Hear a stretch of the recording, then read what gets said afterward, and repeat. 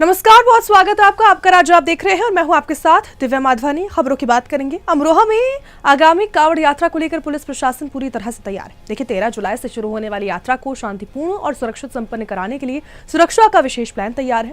Police ने route diversion, अतिरिक्त force की तैनाती, साथ ही सीसीटीवी कैमरा, ड्रोन निगरानी की व्यवस्था की है। एसपी लखन सिंह यादव ने साफ कहा है कि यात्रा के दौरान किसी भी तरह की अराजकता, हुड़दंग या फिर कानून व्यवस्था बिगाड़ने की कोशिश करने वालों के खिलाफ सख्त कार्रवाई की जाएगी। पुलिस लगातार कांवड़ मार्गों का निरीक्षण कर व्यवस्थाओं को अंतिम रूप देने में जुटी हुई है। उत्तर प्रदेश के अमरोहा जिले के अंदर कांवड़ यात्रा को लेकर क्या तैयारियां हैं, ये बात कर लेते हैं हमारे साथ एसपी लखन सिंह। सर, कांवड़ यात्रा को लेकर क्या तैयारियां हैं, क्या हम जानते हैं कि कांवड़ यात्रा 30 जुलाई से शुरू होने वाली है। इसके संबंध में बीच में जैसे भी सोमवार आते हैं और महाशिवरात्रि आती है। इसके अलावा भी कांवड़िया जो हैं वो जल भर के अपने अपने गंतव्य पर जाते हैं और जलाभिषेक करते हैं। इसके संबंध में चूँकि गंगा जी का एरिया हमारे यहाँ भी पड़ता है, तो वहाँ से जल लेने का बड़ी संख्या में कांवड़िया इस क्षेत्र से आते हैं। इसके संबंध में पुलिस ने, प्रशासन ने, सभी ने अपनी अपनी तैयारियाँ कर ली हैं। जैसे रूट डायवर्जन का जो प्लान है वो तैयार किया है कांवड़ियों की सुरक्षा व्यवस्था के लिए, उनके लिए ट्रैफिक व्यवस्था के लिए, पब्लिक के लिए जो डायवर्जन करना है ट्रैफिक, उसकी तैयारियां कर ली है। चिकित्सा विभाग, वन विभाग और पशुपालन विभाग, जितने भी विभाग हैं सभी के साथ बैठकें हो चुकी हैं और लगातार उनको इस मंथ को, इस पूरे आयोजन को संपन्न करवाने के लिए सभी को आवश्यक दिशा निर्देश दिए गए हैं। कांवड़ियों की जो सुरक्षा है और लॉ एंड ऑर्डर है वो इस जनपद की प्राथमिकता रहेगी। उसके संबंध में पुलिस लगातार काम करने की प्रतिबद्ध है। डीजे जो तेज जाते हैं उसको लेकर साथ डीजे स्वामी जो है उन सबके साथ में लगातार बातचीत कर ली गई है। इसके अतिरिक्त जो जत्थेदारी हैं उनके साथ भी बात कर ली गई है। सभी को हिदायत दी गई है कि डीजे का जो मानक के अनुरूप ही वो अपने डीजे को रखें ताकि उससे दुर्घटना की कोई संभावना न हो। एसपी साहब ने ये कहा है कि जो भी उधर वो देखा जाएगा अमरोहा से किसान और फर्रुखाबाद में गंगा नदी का जलस्तर बढ़ने की आशंका के बीच जिला प्रशासन अलर्ट मोड पर है। गंगा किनारे बसे पखियन की मड़िया, साथ ही दीप की मड़िया और अमृतपुर क्षेत्र में कई मकानों पर नदी में समा जाने का इनका खतरा बढ़ चुका है। जिलाधिकारी डॉक्टर अंकुल आचर जो है उन्होंने संवेदनशील गांव और मजरों को चिन्हित कर दिया है, सुरक्षा योजना तैयार की है। एनडीआरएफ की टीमें गांव-गांव जाकर लोगों को बाढ़ से बचाव, सुरक्षित स्थानों पर जाने के लिए जागरूक कर रही हैं। प्रशासन ने जागरूकता जो है उससे जरूरत पड़ने पर मकान खाली कराकर लोगों को जो वहां पर घर है वहां पहुंचाने और भोजन, पेयजल, दवाइयां सहित सभी आवश्यक व्यवस्थाएं सुनिश्चित करने का भी दावा किया है।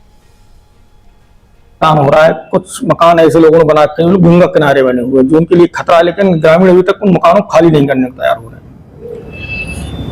जो बाढ़ प्रबंधन की तैयारियां थी उसमें प्रशासन द्वारा 23 शरणालय भी बनाए गए हैं, जिसमें जो बाढ़ प्रभावित लोग होंगे जो कि जिनको मोबिलाइज करना पड़ेगा वो वहां पर जाके रुक सकेंगे।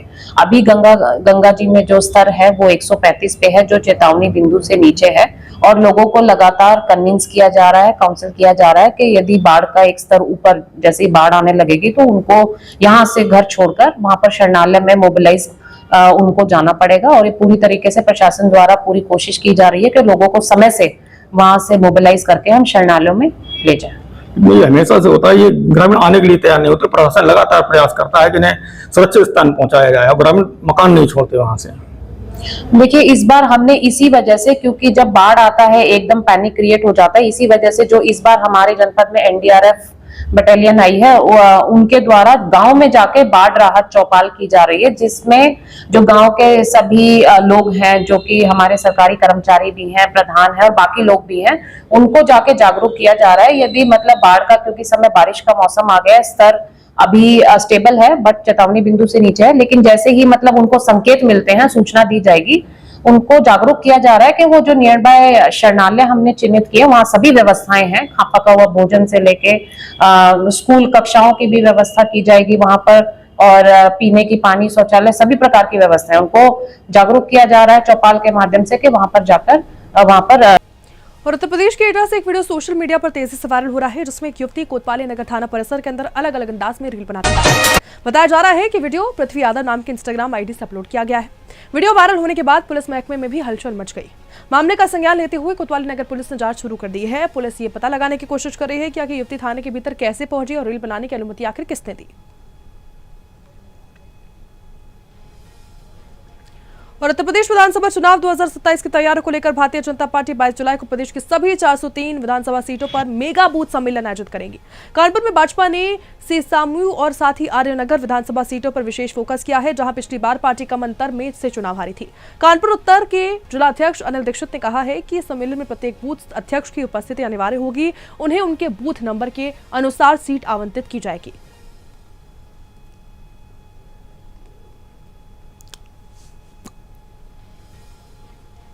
नहीं हो पाया है।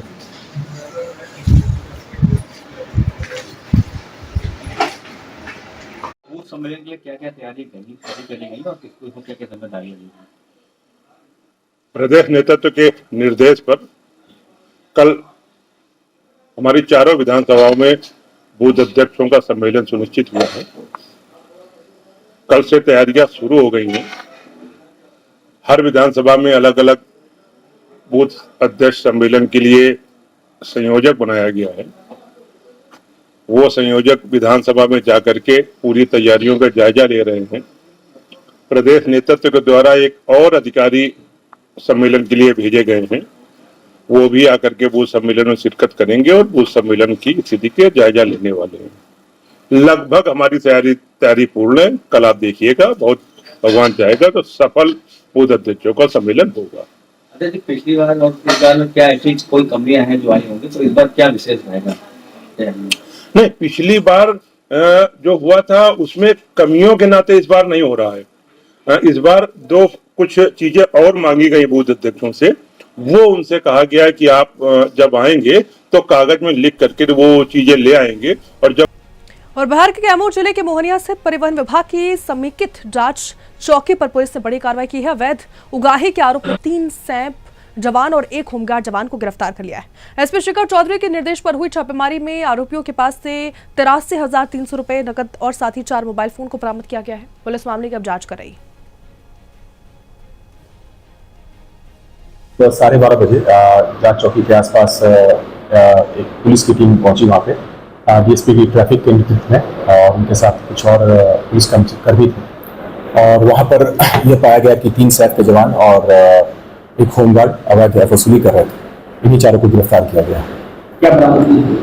बरामदगी ये है कि करीब 83,300 रुपये बरामद हुए हैं इनके पास से, और इन चारों का फोन भी जब्त कर लिया गया। कैसी ये अवैध वसूली की राशि है और 83,300 रुपये है, और आगे जो भी जांच में आएगा वो साझा किया जाएगा। ये प्रयास का नतीजा ही है कि 4 लोग अभी गिरफ्तार हुए हैं। इस पर लगातार एसपी सर की नजर बनी हुई है और इसके लगातार उनके द्वारा अनुश्रवण किया जा रहा है। पूछताछ तो चल रही है। पूछताछ चल रही है। हम लोग उनके फोन को भी जब्त किए हुए हैं, तो फोन पर भी हम लोग ये कोशिश करेंगे कि फोन से अगर हमें कुछ डेटा रिकॉर्ड मिल जाए, पर अभी ऐसा कुछ सामने नहीं आ रहा है। जो हो रही है ये पता भी तो आपको। और सूरत साइबर ठगी क्राइम सेल ने देश भर में करीब 64.38 करोड़ रुपए की साइबर ठगी का खुलासा किया है। उत्तर प्रदेश के कानपुर में 18 वर्षीय रोहित वीरेंद्र सिंह शाक्य को गिरफ्तार कर लिया है। पुलिस के अनुसार आरोपी फर्जी एपीके ऐप बनाता था, साइबर गिरोह को उपलब्ध कराता था। इनसे बैंक, केवाईसी और सरकारी सेवाओं के नाम पर लोगों को भेजता था। ऐसे में इंस्टॉल करते ही मोबाइल हैक हो जाता था। जांच में 121 फर्जी एपीके मिले हैं, 21,672 इंस्टॉलेशन मिले हैं और ऐसे में अब आगे की जांच जारी है। नेटवर्क की पूरी जांच हो रही है।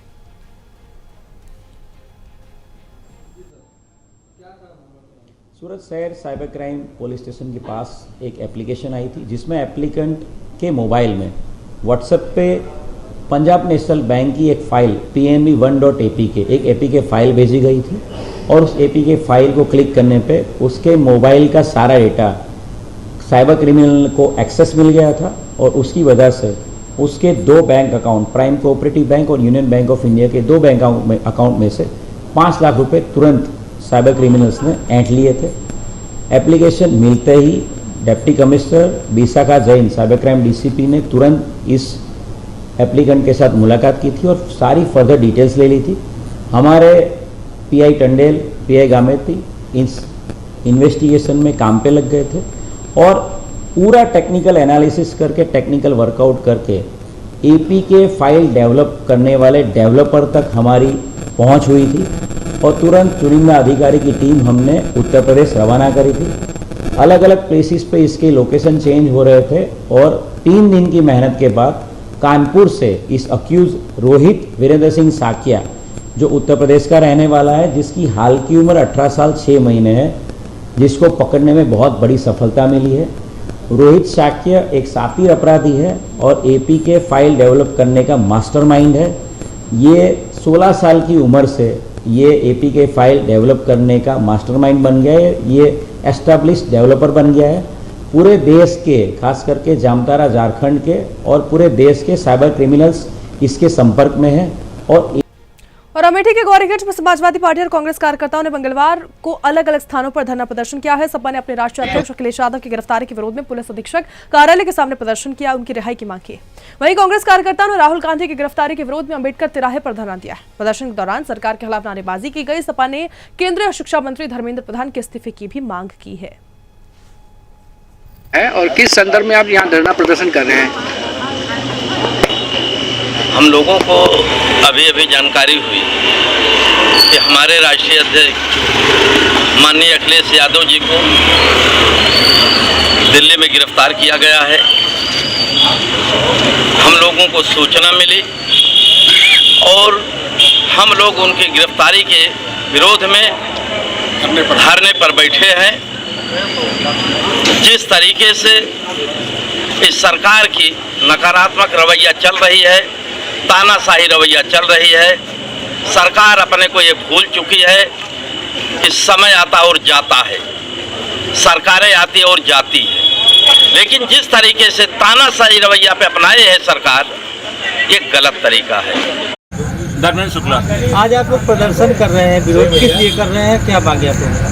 नीट की परीक्षा को लेके देश के नौजवान जंतर मंतर पर प्रदर्शन कर रहे थे। आज हमारे लोकप्रिय नेता राहुल गांधी और प्रियंका गांधी जी भी उनके समर्थन में पीएम हाउस के पास में उन्होंने भी धरना दिया, तो उन पे बर्बरता हुई। दिल्ली पुलिस ने उन पर बर्बरता किया, उनके चोटें आई, नाक से खून आ गया, उनके पैर में चोटें आई।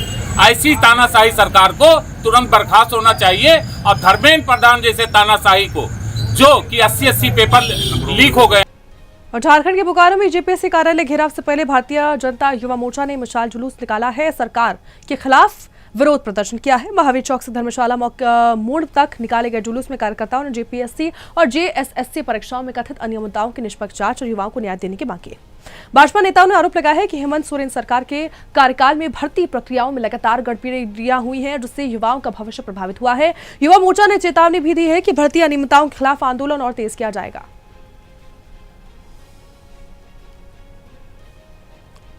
और संभल में समाजवादी पार्टी के राष्ट्रीय अध्यक्ष अखिलेश यादव की गिरफ्तारी के विरोध में सपा कार्यकर्ताओं ने देर रात जोरदार प्रदर्शन किया है। चंदौली चौराहे पर प्रदर्शन के दौरान पुलिस ने सपा जिलाध्यक्ष असगर अली अंसारी को एहतियातन हिरासत में लेकर कोतवाली भेजा है, जहां पूछताछ के बाद उन्हें रिहा कर दिया गया।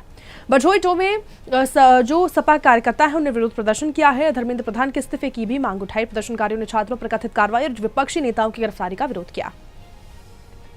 क्या मामला है जो धरना प्रदर्शन कर रहे हैं इतनी रात्रि में? दिल्ली में जंतर मंतर पर दिल्ली सरकार में बैठे शिक्षा मंत्री धर्मेंद्र प्रधान जी नौजवान छात्र सालों से तैयारी कर रहे थे। जब भी पेपर आता है, पेपर लीक हो जाता है। उसके बाद छात्र नौजवान दिल्ली में जब धरना प्रदर्शन करने लगे तो मोदी सरकार उनका उत्पीड़न, उनके साथ अन्यायपूर्ण व्यवहार करने लगी और लगातार उनके साथ मारपीट और आंसू गैस के गोले छोड़े जा रहे थे। उसके बाद समाजवादी पार्टी के सांसद जब वहां गए, पूरा दल सांसदों का गया, तो उन्हें भी अरेस्ट कर लिया गया। और जब वहां पर ज्यादा अत्याचार हुआ, तब जाकर माननीय राष्ट्रीय अध्यक्ष श्री अखिलेश यादव जी आज जंतर मंतर गए, उनको भी अरेस्ट करने का काम किया गया। वो हमारे युवा नौजवान यहाँ के मुख्यमंत्री थे और वो जानते हैं, छात्रों का दुख और दर्द को समझते हैं। वो इसलिए जंतर मंतर गए।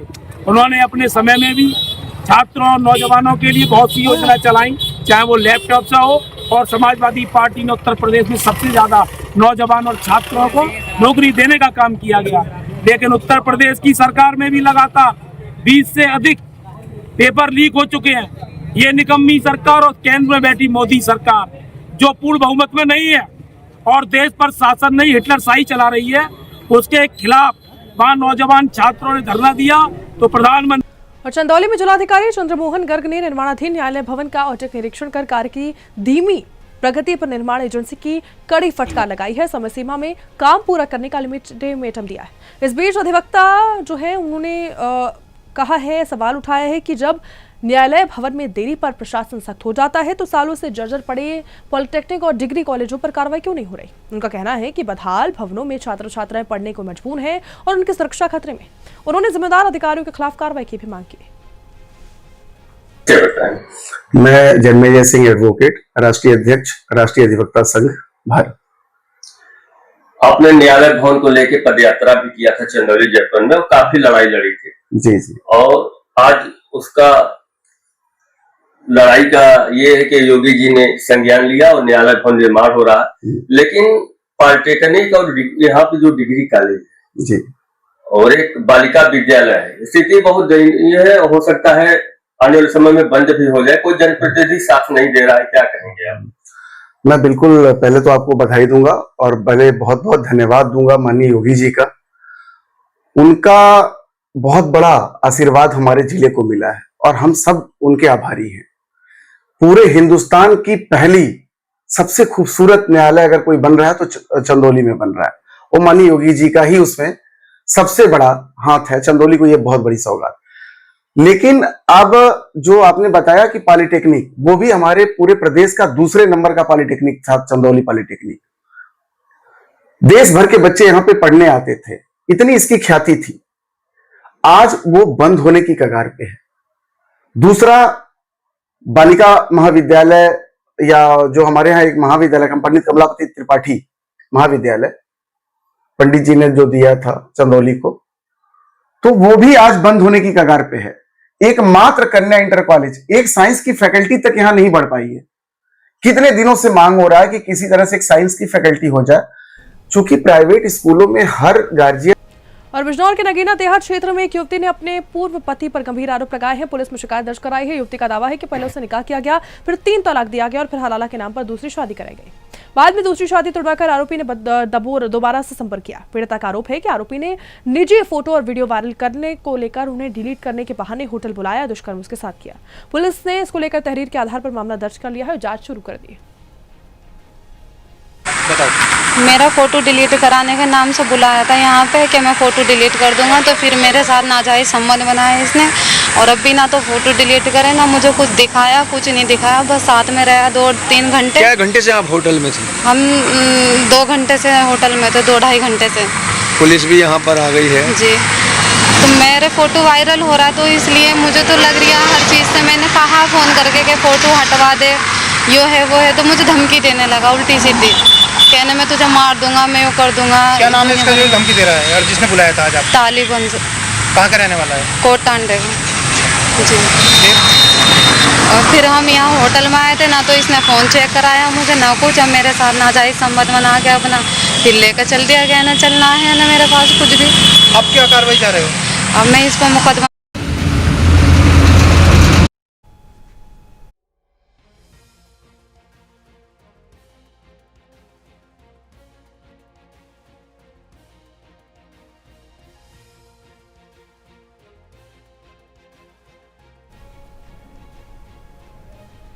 और दिल्ली में सीजेपी विरोध प्रदर्शन के दौरान कांग्रेस नेताओं को हिरासत में लिए जाने के मुद्दे पर सियासी बयानबाजी तेज हो गई है। पटना में कांग्रेस नेताओं ने केंद्र सरकार पर लोकतांत्रिक अधिकारों के दमन का आरोप लगाया। वहीं बिहार भाजपा अध्यक्ष संजय सरावगी जो है उन्होंने कहा कि प्रधानमंत्री की सुरक्षा सर्वोच्च प्राथमिकता है और अगर किसी प्रदर्शन से सुरक्षा व्यवस्था प्रभावित होने की आशंका होती है तो एहतियातन कार्रवाई करना प्रशासन जो है उसका दायित्व है। उन्होंने कांग्रेस के आरोपों को खारिज किया है और कहा है कि सुरक्षा एजेंसियां कानून के अनुसार काम करती है और प्रधानमंत्री की सुरक्षा से किसी प्रकार का समझौता नहीं किया जा सकता। जिस तरह माननीय प्रधानमंत्री नरेंद्र मोदी जी के आवास के पास बैठ जाना, सो जाना, जो सबसे सुरक्षित इलाका है, ये तो सुरक्षा तोड़ने का मामला है। ये कैसे जो है बर्दाश्त किया जा सकता है? इसलिए जो है गिरफ्तारियां, माननीय प्रधानमंत्री जो सबसे ज्यादा सुरक्षा घेरे में रहते हैं, इनको थ्रेट परसेप्शन पूरे विश्व में जिनको सभी उनके आवास के पास धरना दे देना, बैठ जाना, ये तो किसी हालत में भी सोचा भी नहीं जा सकता है। इसलिए जरूरत है लोगों को। बीजेपी कांग्रेस द्वारा ऐसे जो प्रोटेस्ट द्वारा जिस तरह हमारे देश के सेनाओं को गाली दी जा रही है, वो गलत है, किसी हालत में भी वो सही नहीं है, एकदम गलत है। ऐसे लोगों को विपक्ष का सहयोग है, ये किसी हालत में भी ये बर्दाश्त करने वाली बात नहीं, ये सही भी नहीं है, देश इतना भी सही नहीं है। और फर्रुखाबाद में बाढ़ के दौरान गंगा में कच्चों की सड़क अब भी गूगल मैप पर रास्ते के रूप में दिखाई देने से बड़ा हादसा होने की आशंका पैदा हो गई। मामला दिलीप की मड़िया मार्ग का है, जो पिछले साल से वह बाढ़ में बह गया है। जानकारी मिलने पर जिलाधिकारी अंकुर लाठर ने तत्काल कार्रवाई करते हुए सड़क पर अवरोधक और चेतावनी संकेत लगवाए और साथ ही गूगल मैप से मार्ग हटाने के लिए रिपोर्ट भेजी। प्रशासन ने ग्रामीणों को भी जागरूक कर दिया है। डीएम ने कहा कि बाढ़ प्रभावित क्षेत्र में सुरक्षा और राहत की सभी आवश्यक व्यवस्थाएं पहले से सुनिश्चित की गई। मैडम दिलीप मड़िया जाने वाली रोड बाढ़ आई थी, उस वक्त कट गई है, जिससे कभी हादसा होता है। जो मैपिंग अभी रोड मौजूद समय दिखाई पड़ रही है, इसकी प्रशासन क्या कार्रवाई कर रहा है? जो कल दिलीप की मड़ैया पर कटान की खबर आ रही थी, तत्पश्चात तहसील के समस्त अधिकारियों एसडीएम द्वारा भी वहां पर निरीक्षण किया गया था और मौके पर जाकर जो सिंचाई विभाग द्वारा मेजर्स लेने थे, वापस से जो कटान कुछ कट्टे बह गए थे उनको दोबारा रखवाया गया है और जो रोड कट गई थी उसमें सिंचाई विभाग को निर्देशित किया गया है कि उसको एक कट्टा रखकर दीवार बना के उसको ब्लॉक कर दे, ताकि किसी भी प्रकार का हादसा ना हो और उससे गूगल मैप से भी। क्या नाम है आपका? मेरा अवधेश। ये जो रोड कटी हुई कितने समय पहले कटी थी ये रोड? इसे 1 साल हो गई। ये अभी कटान हुआ उसमें ये रोड नहीं कटी है? नहीं, तो 1 साल पहले कटी थी। 1 साल पहले कटी, अभी नहीं कटी। तो यहाँ लोगों को सबको जानकारी होगी 1 साल पहले ये रोड कटी हुई है? सबको जानकारी। अरे कहाँ के रहने वाले हो? कटरी भीमपुर के टटाक मणिया के। अभी जो कटान हो रहा है इसमें कोई मकान गिरा कि नहीं गिरा? अभी मेरे ख्याल तो गिरा नहीं, कोई मकान नहीं गिरा है। नहीं। कटान से अभी तक कोई नुकसान नहीं हुआ गाँव वालों को? अभी तो नहीं। अगर कोई यहाँ पे तुम लोगों को सहायता चाहिए तो कौन सा नंबर लगाओगे तुम? सरकारी सहायता चाहिए, कहीं जाना है, कोई परेशानी हुई तो 1077 लगाओगे। लोग अरे कहाँ के रहने वाले हो? कटरी। और फिलहाल के लिए आपका राज्य में इतना ही। देश दुनिया की तमाम खबरों के लिए आप लगातार देखते रहिए सुदर्शन न्यूज। नमस्कार।